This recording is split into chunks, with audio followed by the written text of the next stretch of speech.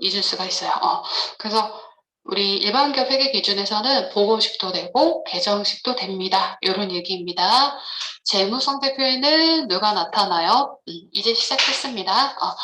자산부채 자본이 나타나는 거죠. 그거 작성할 때 다음에 작성 기준을 지켜주세요. 이런 얘기예요. 그러면 첫 번째 총은 기억나세요? 총액주의입니다. 총액주의. 혹시 글씨가 너무 안 보이거나 하면 저한테 얘기해 주세요. 이거 키울 수도 있고 하니까 그런 상황이 되면 이렇게 하면 이게 다 안 보이네. 이 정도로 해야겠다. 총을 제 오디오 나가니까 듣고 해보세요. 총액주의입니다. 이게 원칙이에요. 우리 총액주의라고 하는 건 뭐냐면은요. 우리 자산 부채 중에서 받을 권리 채권이 있고 갚아야 될 의무 채무가 있죠. 얘네들은 원칙적으로 서로 퉁쳐서 상계 처리하지 말고 있는 그대로 총액으로 나타내세요 라는 게 총액주의에 해당합니다. A라는 거래처에 100만 원 받을 거 있고 줄게 70만 원 있어요. 그럼 그냥 퉁쳐서 30만 원만 받을 거 이게 아니라 100 받을 거, 줄 거 70 있는 그대로 표시하세요. 이런 얘기입니다. 그래서 요 방금 얘기한 것처럼 퉁치는 걸 뭐라고 불러요?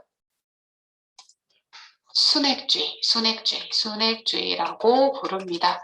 그래서 우리 일반 기업 회계 기준은요, 순액주의 쓰는 게 아니라 원칙은 누구를 쓴다? 총액주의를 씁니다. 그런데 우리 계약 등에 의해서는 순액으로 표시할 수 있어요. 우리 계약 등에 의해서는 계약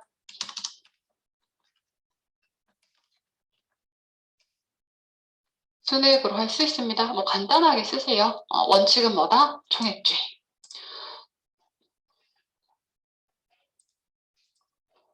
구분은 구분 통합 표시. 우리 중요도에 따라서 구분 또는 통합해서 표시할 수 있습니다. 우리 금고원에 100만 원 있어요. 은행에 대신 1억 있대요. 근데 굳이 이해관계자들한테 금고에 100이 있는 거, 은행에 1억 있는 거 구분할 필요 없죠. 그래서 우리 어떻게 표시해줘요? 현금 및 현금성 자산. 이게 통합 표시한 거예요. 구분 통합 표시했습니다. 그냥 이렇게 V체크로 보여드릴게요. 그러면서 이 재무회계가 오늘 많이 복습이 되실 건데요. 이 구분 통합 표시의 내용은 이거 말고는 주로 주머니에 있어요. 주머니가 뭐라고요? 자본 얘기를 또 간단하게 복습을 해보도록 할게요.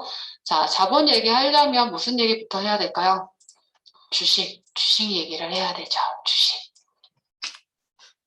주식회사는 주식을 발행해서 자금을 조달하는 거죠. 주식을 발행해서 자금을 조달해요. 주식 발행해서 뭐다? 자금을 조달합니다. 그럼 주식이라는 건 뭐요? 종이쪽지죠.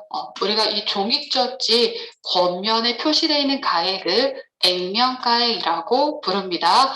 액면에 딱 10,000원을 썼어요. 이 말은 뭐요? 나 지금 자금 조달해줘. 얼마? 10,000원. 이 얘기예요. 근데 액면에는 이렇게 써놨는데 우리 회사가 너무 인기가 좋아요.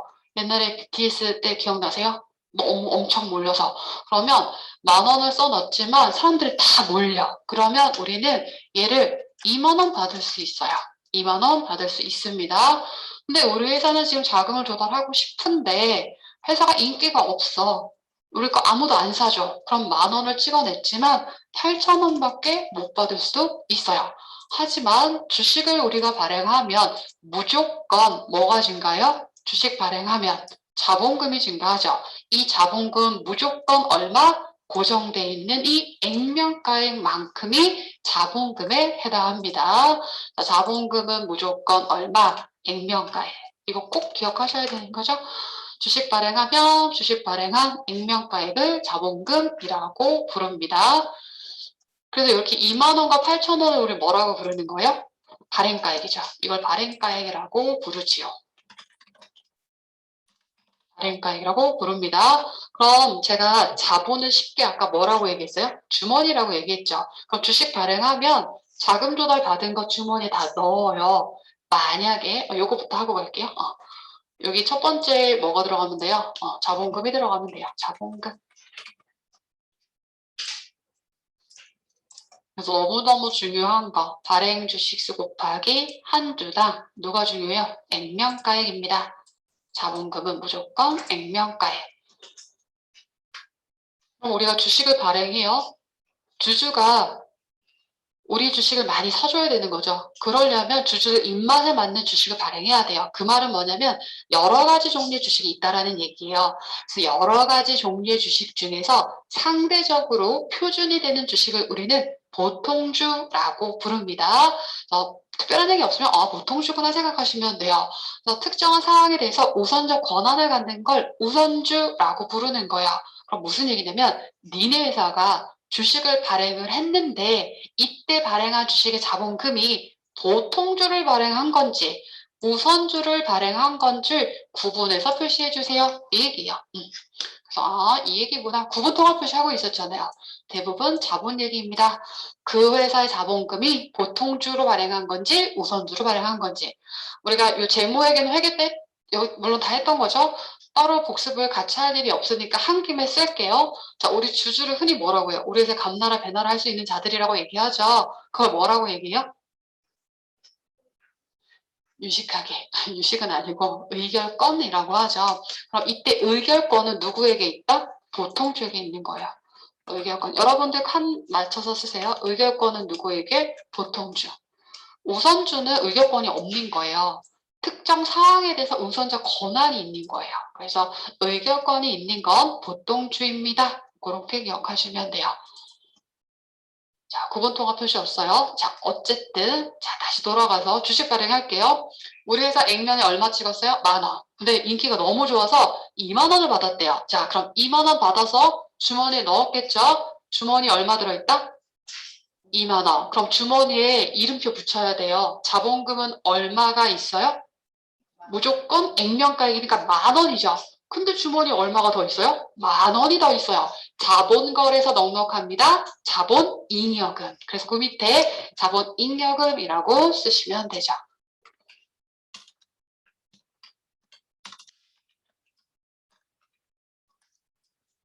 이렇게 기억나세요?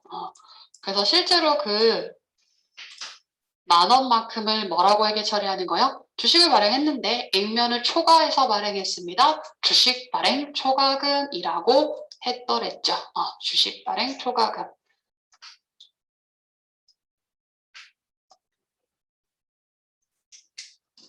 자본거래에 넉넉한 건 자본잉여금의 항목을 썼습니다. 자본거래에 넉넉한 거. 사실은 회계 때도 이거 외우세요라고 하는 항목이에요. 왜 세 가지? 주식 발행 초과금, 감자 차익, 자기 주식 처분 이익. 요 세 가지. 주감자, 주식이 감자. 이거 외우셔야 되죠.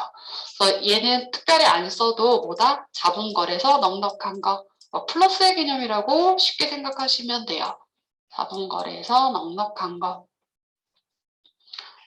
요거예요. 그래서 이 자본잉여금에 주식 발행 초과금하고 나머지 애들하고 구분해서 표시해 주래요. 그렇구나. 지나가셔도 좋습니다. 그냥 이런 거 이해하고 구분하라는 거구나 정도로 보시면 돼요. 자, 한 번 더 발행해 볼게요. 주식 발행했는데 이번에 8,000원밖에 못 받았대요. 주머니에 얼마 들어왔어요? 8,000원. 자, 그럼 주머니에 이름표 붙입니다. 자본금은 무조건 얼마? 10,000원. 10,000원 있어요? 없죠. 그럼 어떻게 해야 돼요?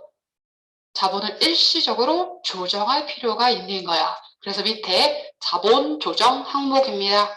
자본 조정. 자본 조정 항목. 그래서 걔를 뭐라고 배웠었다? 주식을 발행했는데 액면보다 낮게 발행했습니다. 주식 발행 초과금. 회계할 때 어디서든 할인이라는 표현은 뭐냐면요. 액면보다 낮아지다를 의미하는 거예요. 할인이라고 하는 거. 자본 조정 항목 성격 써볼게요. 성격. 자본 조정은요. 자본을 일시적으로 가산하거나 또는 차감하는 임시 항목이에요. 가산 또는 차감하는 임시 항목입니다. 요걸로 쓰고 싶어서. 가산 또는 차감하는 임시 항목.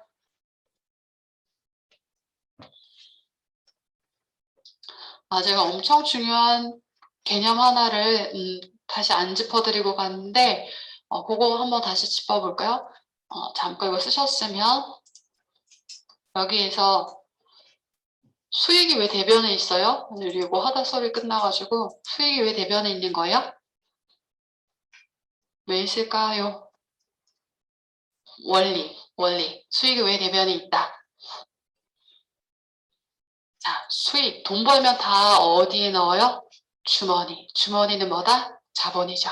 수익은 무조건 뭐를? 순자산의 증가를 가져오는 거예요. 수익은 순자산의 증가를 가져옵니다. 그래서 대변에 기록하는 거예요. 여러분 돈 쓰면 어디서 돈 꺼내서 써요? 주머니. 비용이라는 건 뭐다? 순자산의 감소를 가져오는 거야. 그래서 비용은 어디 있다? 자본의 반대편. 수익은 어디 있다? 자본. 이게 기본적인 원리인 거예요. 이해되셨죠? 그러면 보세요. 수익하고 비용은 결국 어디로 흘러들어간다? 주머니로 흘러들어가는 거예요. 수익과 비용은 결국 주머니. 이익이 나면 어디로 흘러들어가요?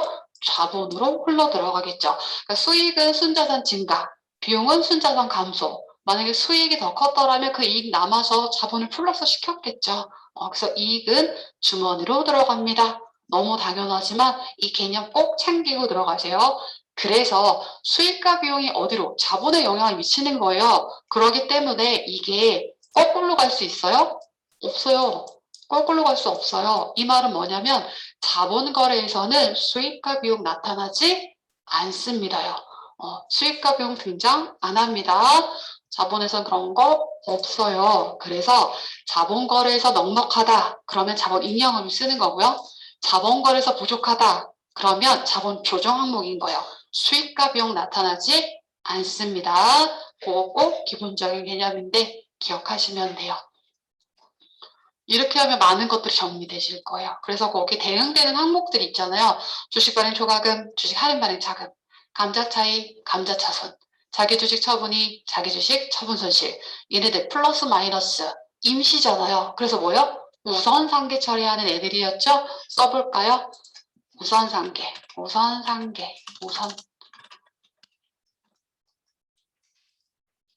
상계 처리하는 애들 플러스 마이너스.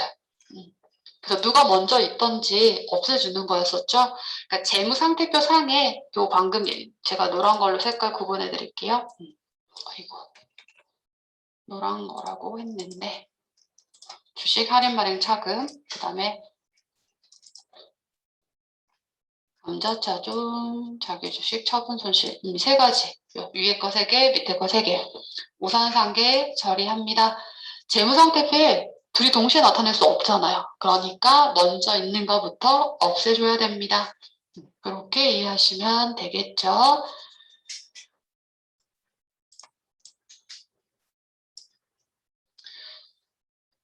그리고 지금 하는 것들을 제가 꼭 기억하세요 라고 하는 부분들이 있죠. 주식을 발행하면 무조건 뭐가 증가한다? 자본금. 자본금은 무조건 얼마만큼? 익명가액. 자본거래에서는 수익과 비용 나타나지 않습니다. 그거까지 써릴까요? 여러분 쓰세요. 자본거래에서는 아예 쓰자고요. 수익과 비용은 나타나지 않습니다. 기본적인 거지만 플러스는 자본 입력을 쓰고 부족한 건 자본 조정 항목 쓰시면 돼요. 아까는 주식 발행하는 얘기를 했는데요. 지금은 잠깐 주식 사오는 얘기를 할게요. 주식 왜 사요? 여러분 주식 왜 사고 싶었어요? 10만 전자 가려고 산 거잖아. 그죠? 주식 미래 경제적 효익을 기대하고 사는 거니까 주식은 뭐다? 내 거 자산이에요. 그래서 그 목적에 따라서 단기 실차익 목적이라면 단기 매매증권, 그다음에 뭐 장기 투자 목적이라면 매도 가능 증권 이렇게 구분을 했었죠. 요 얘기 잠깐 해볼게요. 오늘 재무회계 복습만 할 것 같은데 그래도 괜찮죠? 잘 다주셔야 됩니다. 단기 시액차익 목적으로 100만 원짜리 주식을 샀대요. 뭐라고 부르죠? 단기 매매 증권. 100만 원. 연습장에 썼다가 예쁘게 나중에 정리하세요. 최대 원가. 만약에 얘를요, 똑같이 얘를 샀는데 장기 투자 목적으로 샀대요. 그럼 우리는 얘를 뭐라고 불러요? 매도 가능 증권이라고 부르죠. 매도 가능 증권이라고 부릅니다. 우리 회사 입장에서 회계 처리하는 거야. 회사 입장에서 회계 처리. 그러면 우리 단기 매증권과 매도 가능 증권의 차이점은 기본적으로 뭐예요?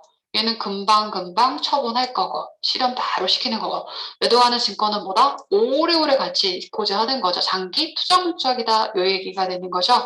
그러면 사가지고 왔다가 기말에 처분을 안 하고 가지고 있다라고 하면 우리 주식은 시가가 변동을 하잖아요.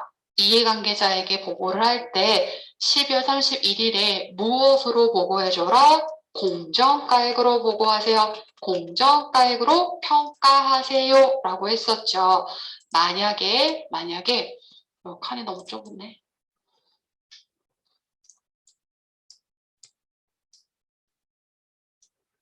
이렇게 갈게요. 얘를 여기다 놓고. 만약에 공정가액이 얘가 200만 원이 됐대요. 200만 원. 200만 원이 됐습니다. 200만 원. 그러면 시침이 뚝 떼고 재무상태표에 100만 원짜리 가치라고 보고하지 말고 내 자산의 가치 200만 원 올랐습니다. 라고 보고하래요. 그 말은 재무상태표상에 이 공정가액으로 맞춰놓으세요. 라는 얘기죠. 그러면 요 100만 원의 차이만큼 100만 원만큼 플러스 됐죠. 100만 원의 차이만큼 우리는 뭐라고 회계 처리해요? 단기매매증권 뭐 했더니 평가했더니 이익입니다. 저 옆에다 쓰고 싶은데요. 칸이 없어서 그냥 밑에다 쓸게요. 자, 만약에 이렇게 공정가액에 맞춰주려면 우리는 12월 31일 날짜 자산 증가 어디? 차변. 단기매매 증권 얼마? 100만 원. 왜 증가했어요? 기말에 평가에서 증가했습니다. 대번에 단기 매매 증권 평가 이익 100만 원 잘려도 아시겠죠? 이렇게 처리하는 거죠. 그럼 이때 처변의 자산 증가하면 되고 대변에 있는 단기 매매 증권 평가 이익은 무슨 항목이었어요? IS 항목이죠. IS 항목입니다. 즉 수익이라는 얘기인 거죠. 내 자산이 증가했으니까 나 그만큼 수익 났어요. 그런데 만약에 얘가 매도 가능 증권이었더라면 어떻게 돼요? 역시 공정가격으로 평가하는 거죠. 12월 31일. 이거 세무 2급 범위랑도 연결되는 주인공이에요. 회계이면서 세무까지 걸쳐서 요거부터 재무회계 할 겁니다. 다시 매도 가능 증권. 똑같아요. 공정가격으로 평가. 대변에 뭐라고 부르면 돼요? 매도 가능 뭐이고 증권 평가 100만 원. 이렇게 하는 거죠. 공개해 보세요.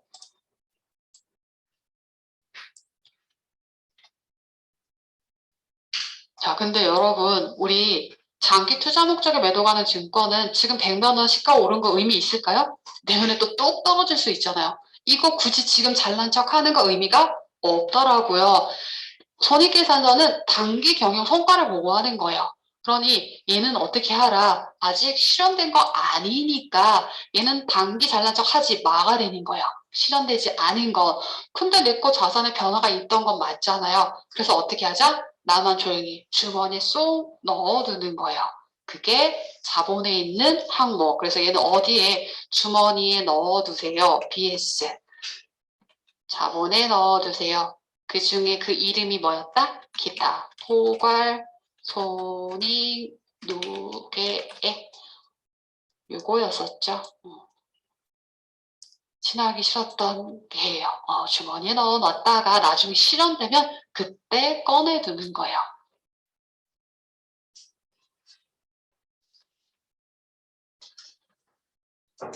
되신 분들은 거기 자본금, 자본잉여금, 자본조정 그 밑에가 바로 기타 포괄 손익 누계액이라고 쓰시면 돼요. 주머니에 넣어두세요. 기타 포괄 손익 누계액. 그래서 첫 번째 나와 있는 게 매도 가능 증권 평가 손익에 해당을 합니다. 나머지 뭐 이렇게 해외사업, 환산, 순익 뭐 이런 거 있죠. 좀 어려운 표현들이 있는데 거기 특징을 이렇게 쓰시면 돼요. 실현되지 않은 거. 미실현, 보유손익. 미실현, 보유손익. 실현되지 않은 거 주머니에 넣어놨다가 나중에 실현되면 꺼내세요.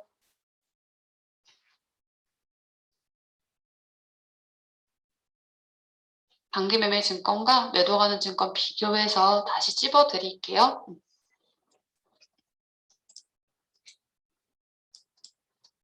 여기다가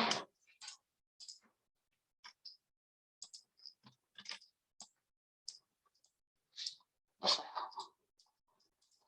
여기에 주인공으로 배우게 될 게 바로 얘예요. 매도가는 증권 평가 손익 세무 이익 범위고요. 근데 회계에서도 나오잖아요. 좀 난이도 있는 시험에서. 그리고 우리 범위에서 세무 이익에서 나오는 게 재평가 잉여금이에요. 유형 자산 때 연결할 거예요. 유형 자산 내용과. 근데 이거 배우면서 바로 제가 연결해 드릴 거예요. 성격이 똑같잖아요. 재평가 잉여금. 회사 설립 왜 했어요? 돈 벌려고. 돈 벌면 어디에 넣는다고 했어요? 주머니. 돈 번 거 뭐예요? 수익에서 비용 뺀 이익이죠. 이익이 났는데 넉넉하게 남아있대요. 뭐라고 부르죠? 이익잉여금. 그래서 마지막에 있는 거 이익잉여금 하시면 돼요. 이익잉여금.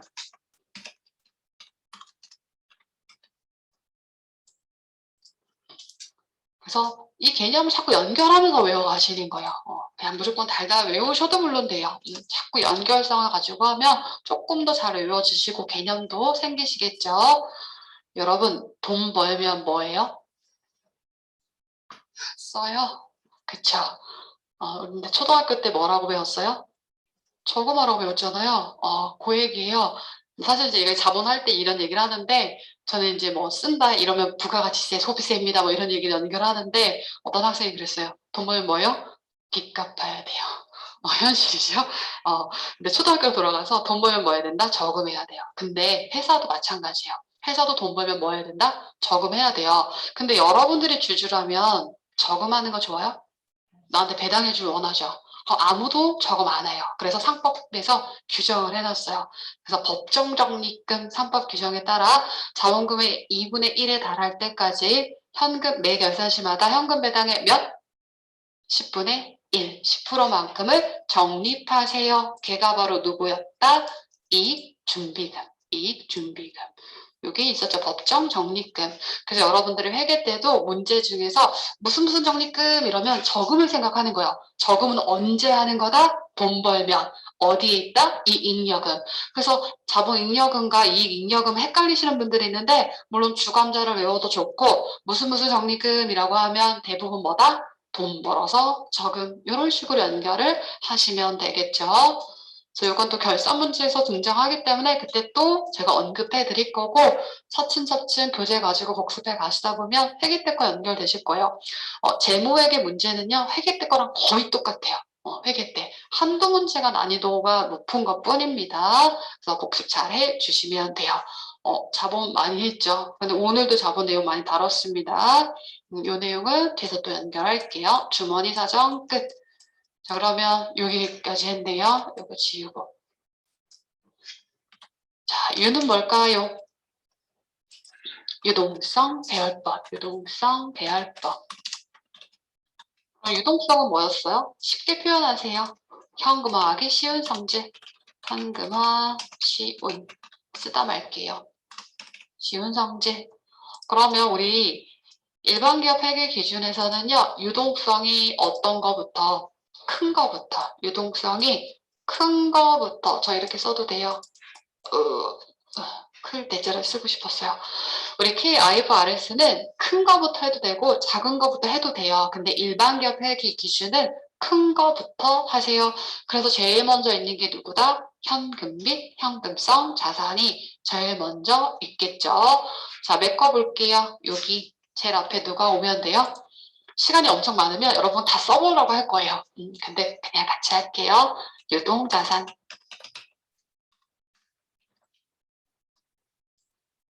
유동자산은 누가 있어요? 판매 과정을 거쳐서 현금화하는 재고 자산을 제외하고 현금화하기 쉬운 자산을 당좌 자산이라고 부릅니다. 어느 정도 점점 외워가셔야 돼요. 판매 과정을 거쳐서 현금화하는 자산을 뭐라고 부른다? 재고 자산. 당좌 자산, 재고 자산. 비유동 자산 구경 갈게요. 밑에는 비유동 자산입니다.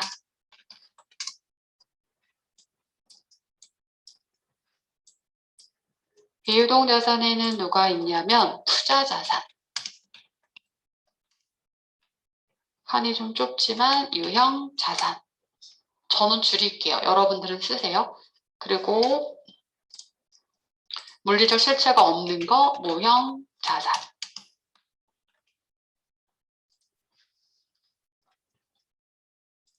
우리는 결국은 공부하고 이해하고 외워야 되잖아요. 수업 목적성 외우셔야 되죠. 많이 최대한 외우시고 문제 많이 풀다 보면 또 외워지시기도 할 거예요. 비유동은 뭐가 있다? 투자, 유형, 무형. 자, 유동성이 낮아요. 그런데 투자의 성격도 아니고 유형, 무형 자산도 아닌 걸 그냥 다 몰아넣은 거예요. 기타비, 유동자산. 기타비, 유동자산.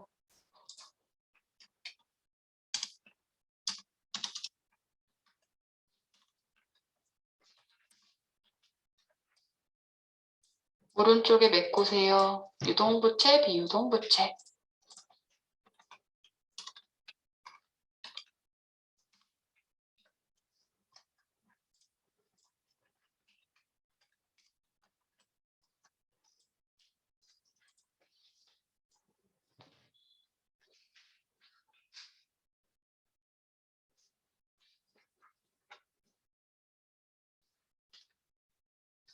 제가 회계 때 이거를 이제 수업을 하고 나서는 회계 이론 다 배우고 막 계속 프린트 많이 나가잖아요. 여러분 파일 준비하세요. 이렇게 투명한 파일 있죠. 근데 좀 하나짜리 말고 구분되는 것들 많더라고요. 거기 하면 이거를 첫 장에다가 놓고 수업 때도 모니터 앞에다 붙여놓고 수업하라고 얘기해요. 왜냐면 우리는 여기서부터 나가잖아요.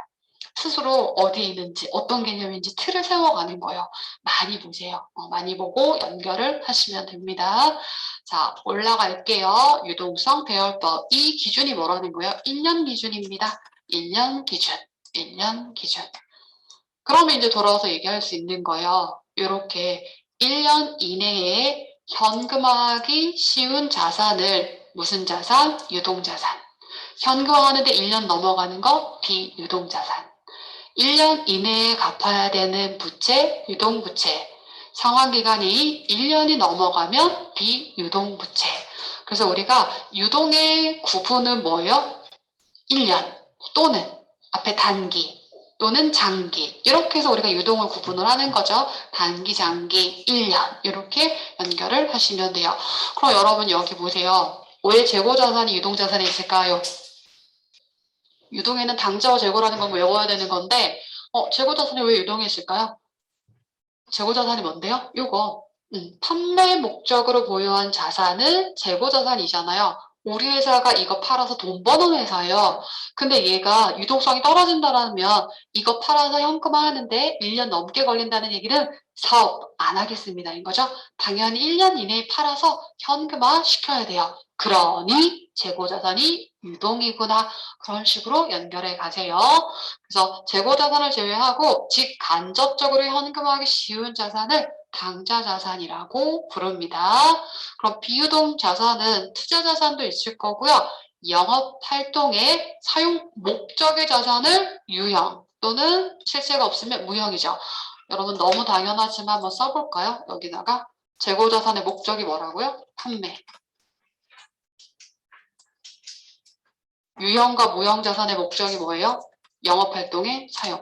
영업활동 사용 목적. 자, 제가 이거 팔아서 돈 버는 회사예요. 요거 제가 들면 다 상품인 거죠. 또는 만들면 제품이에요. 근데 이거 팔아서 돈 버는 회사인데 컴퓨터 필요하죠. 에어컨 필요하죠? 차량, 건물 다 필요하다고요. 그럼 이런 영업활동의 사용 목적의 유형자산, 무형자산 1년 쓰고 버리는 애들 아니잖아요. 나랑 오래오래 같이 가야 되겠죠. 그러니 뭐가 된다? 비유동자산. 이렇게 연결하시면 돼요. 그러니까 오래오래 가지만 가치가 줄어드니까 뭘 한다? 감가상각. 이렇게 연결하시면 되겠죠. 자, 이렇게 해서 보시면 되고, 자, 그러면 우리가 이런 기준을 배움으로써 아주 간단하게는 재무상태표를 읽을 수 있는 거예요. 어떻게 읽어요? 어떤 회사에 이제 뭐 주식도 할 겸, 주식하는 분들 얘기하잖아요. 이 회사 뭐 재무상태표 이런 거 못 읽어도 돼. 차트만 보면 돼. 뭐 각자들 다 얘기하는데 그냥 하는 편하게 생각을 하시는 거예요. 딱 봤더니 어디에 눈이 가요? 우리 대부분 자산에 눈 가죠. 근데 보니까 자산이 많기는 많아. 근데 죄다 비유동자산이야. 그럼 무슨 얘기예요? 아, 이 회사 1년 이내에 현금할 수 있는 자산이 별로 없구나. 건물 현금화 하려면 어떻게 해요? 팔아야지 현금화하는 거죠. 이런 판단을 또 할 수 있는 거고요. 또는 부채를 봤더니 부채가 너무 많아. 근데 다행히 비유동 부채가 많대요. 그럼 어떤 생각할 수 있어요?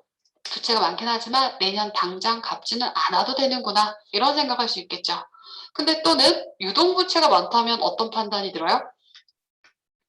1년 이내에 갚아야 되는 부채가 많구나 라고 하면서 어디에 눈이 가야 돼요? 그럼 1년 이내에 갚을 수 있는 현금화할 수 있는 게 어떻게 되는지 또 확인을 해봐야 되겠죠. 그래서 이러한 기본적인 약속만 가지고도 우리가 재무상태표 읽을 수 있습니다. 자, 유동의 기준은 뭐다? 1년.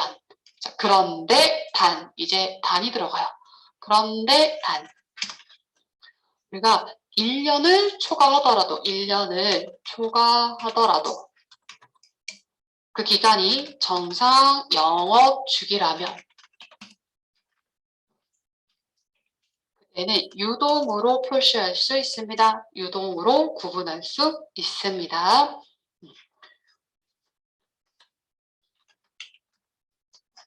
예를 들자면 이런 거예요. 뭐 기업에 따라서 뭐 다를 수 있지만 예를 들면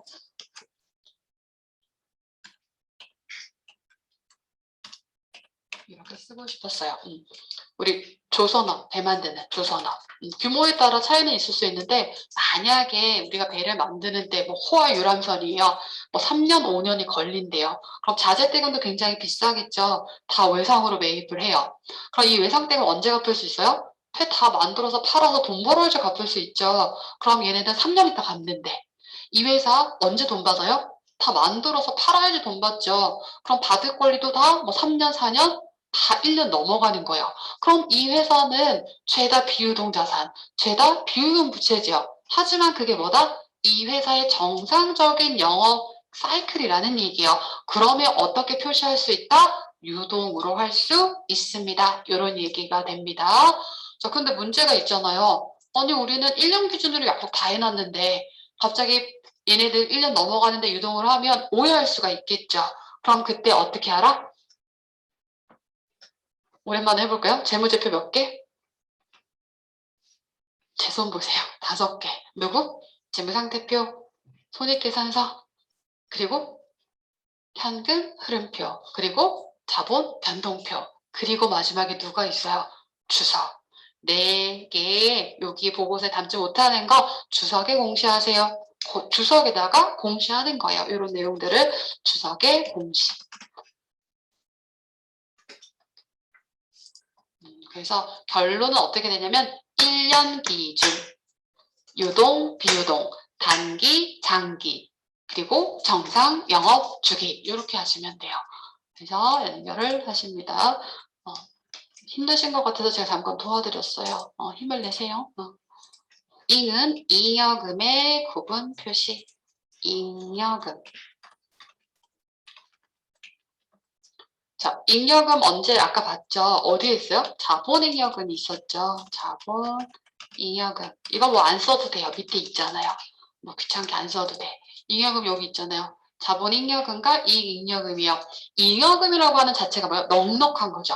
자, 뭐가 주머니가 넉넉한 거잖아요. 둘 다 주머니에 있어요. 그러면 이 회사 주머니가 넉넉하네? 근데 그 넉넉한 게 자본 거래서 넉넉한 건지 돈 잘 벌어서 넉넉한 건지 구분해서 표시를 해줘야 되겠죠. 그래서 요 잉여금의 구분 표시 보시면 돼요. 자, 마지막 갈게요. 마지막은 미결산 항목 및 비망, 계정, 표시 금지.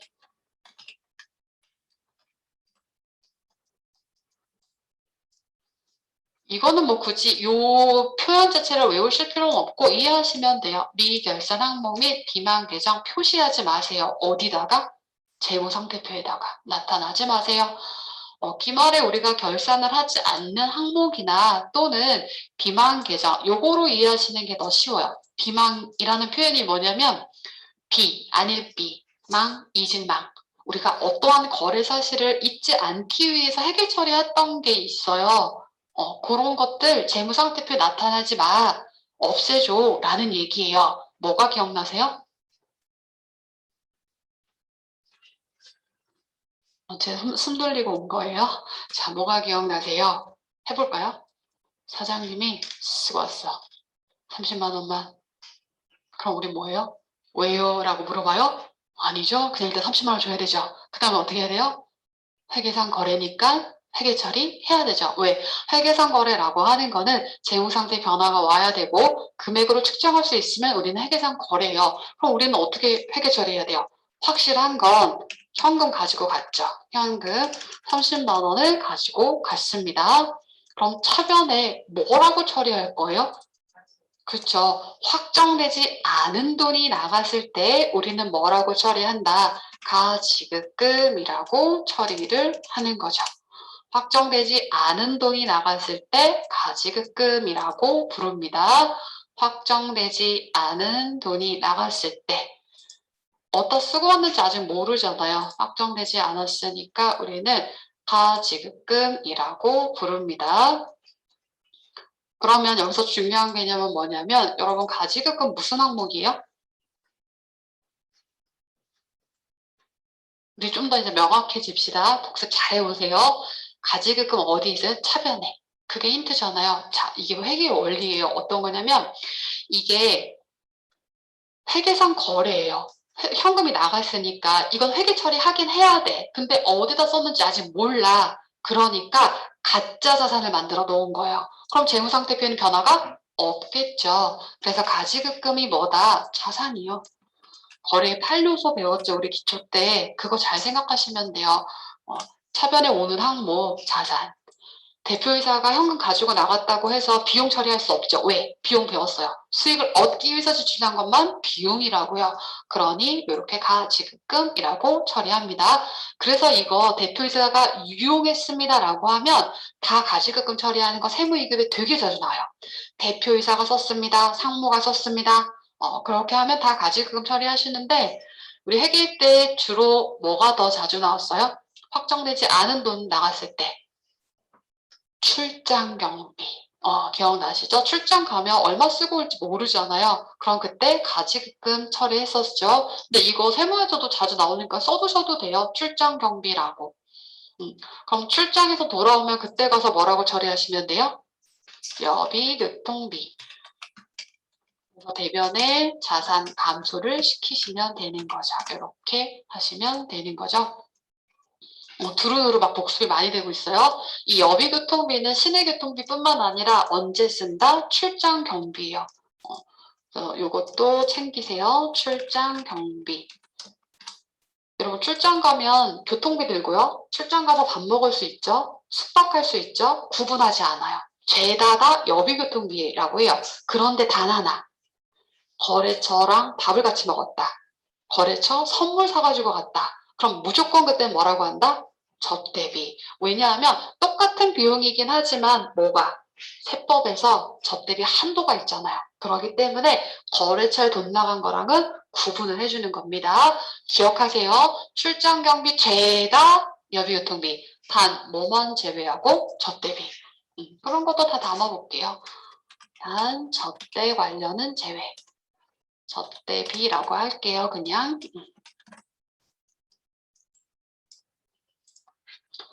어쨌든 이거 왜 나왔냐면 이 거래 사실을 잊지 않기 위해서 기만 계정 가지급금이라고 처리를 해놨었어요. 근데 이거 자산이에요. 기말에 남겨두지 말아요. 왜 그럴까요?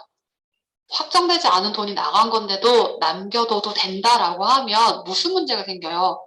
내가 사장이야. 30만 원만 가져갈 거예요? 어디다 썼는지 밝히지 않아도 되는 거 한 3억 빼가도 되겠죠. 그러니 남겨두지 마세요. 어떻게든 정리를 해주세요. 이게 되는 거예요. 그래서 가지급금 정리하는 결산 문제가 나왔죠. 요거 반대는 뭐가 있었어요? 그죠. 뭔가 통장에 딱 돈이 찍혔어. 회계 처리할 수밖에 없잖아요. 근데 어디서 들어왔는지 몰라. 확정되지 않은 돈이 들어왔다고요. 그럼 우리는 반대로 가수금이라고 합니다. 가수금.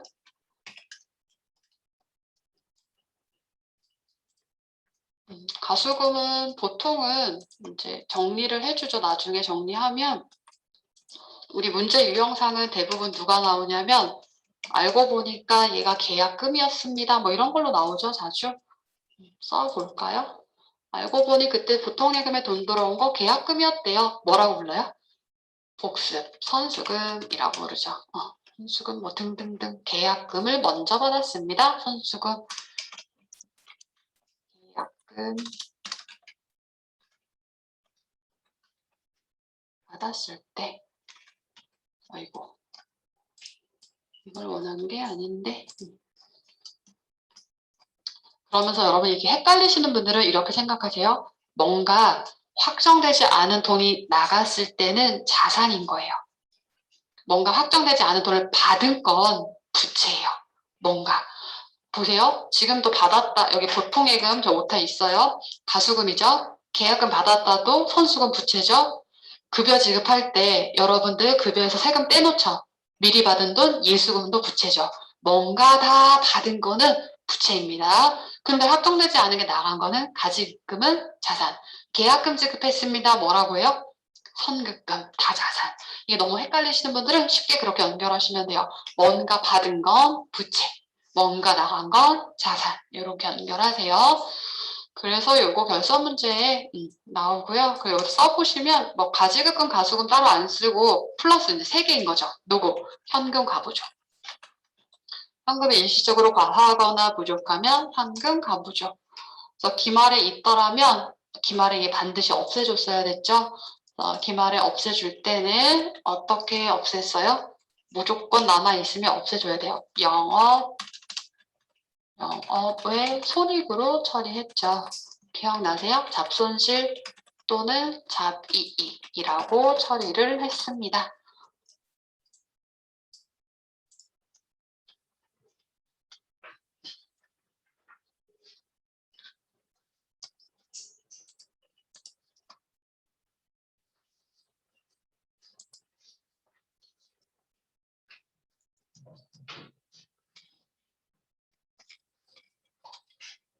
복습 많이 했죠. 재무상태표 작성 기준만 하면서도 여러 가지 내용을 다뤄봤습니다. 앞자리만 따서 외우세요. 총국, 요일, 익리. 그러면 이제 연결되죠. 우리는 어차피 주관식 없잖아요. 그리고 개념으로도 이해 충분히 했다라면 연결되세요. 총액주의, 구분 통합표시, 유동성 배열법. 어떤 거? 큰 거부터. 1년 기준, 1년 넘어가도 정상 영업주기 내는 유동으로 합니다. 잉여금, 구분 표시. 미는 미결산 항목 및 어쩌고 이렇게 연결하시면 돼요. 자, 재무상태표 작성 기준 되셨고요. 이제 넘어갈게요. 손익계산서 작성 기준을 봅시다. 옆에 있어요. 바로 옆에. 손익계산서 작성 기준. 뭔가 되게 허전하지 않아요? 손익계산서 작성 기준은 저는 이거부터 그렸으면 좋겠어요. 저처럼 그려보세요. 우리 회계 처음에 하실 때 뭐 배우냐면 기업 실체를 가정합니다. 그 다음에 계속 사업이 이어질 거라는 가정하에 하죠. 걔를 뭐라고 부른다? 계속 기업의 가정이라고 부르죠. 계속 기업의 가정. 우리가 사업을 말아먹으려고 하는 건 아니잖아요. 그죠? 계속 이어질 거라는 건 가정하에 회계 처리하고 있는 거예요. 그래서 고 이어지기만 하면 속 터지니까 인위적으로 기간을 딱 끊어서 아이고 어디 갔지? 계속 기업 가정이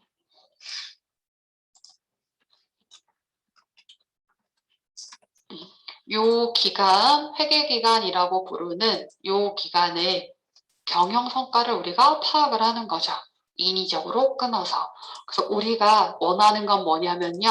단기의 수익에서 단기의 비용으로 단기의 뭐를 계산하고 싶다? 이익을. 단기 경영성과를 나타내는 게 손익계산서입니다. 단기 것만 나타내고 싶다고요. 자, 이 그림 되게 중요한 개념이에요. 어렵지도 않잖아요, 표현이. 우리가 원하는 건 뭐? 단기 수익과 단기 비용만 가지고 단기 이익을 계산하고 싶습니다. 요 얘기. 아주 쉽게는 손익계산서에는 뭐가 표현이 돼요? 수익, 비용, 이익이죠. 자, 이제 수익과 이익 안 헷갈리시죠? 이익은 뭐다? 수익에서 비용 뺀 게 이익인 거예요. 자, 손익계산서 계산구조 같이 외워볼게요. 이거는 저는 회계 때부터 외우시라고 해요. 그래야지 굉장히 많은 내용들이 정립되고 활용하실 수가 있습니다. 그럼 제일 위에 뭐가 들어가겠어요? 수익이 들어가겠죠. 제일 밑에 뭐가 나오겠어요? 이익이 계산되어 나오겠죠. 기본 틀이에요. 자, 그러면 우리 회사에 돈 벌게 해주는 건 뭐예요? 주된 매출. 매출액. 이거 제가 100원에 사서 200원에 팝니다. 이렇게 표현을 하죠. 제일 위에 뭐가 들어간다? 매출액. 써보세요. 매출액이 들어갑니다. 매출액.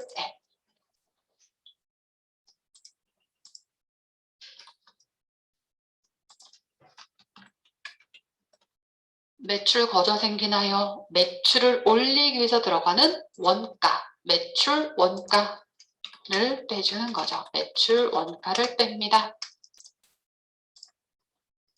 그러면 누가 나오는 거예요? 매출 총 손익. 매출액이 크면 이익인 거고요. 원가가 크면 손실이 되겠죠. 합쳐서 우리는 매출 총 손실 또는 이익. 근데 표현은 이익만 주로 얘기하죠. 매출 총 이익 이렇게 얘기할게요. 그러면 저 이거 200원에 팔아요. 매출에.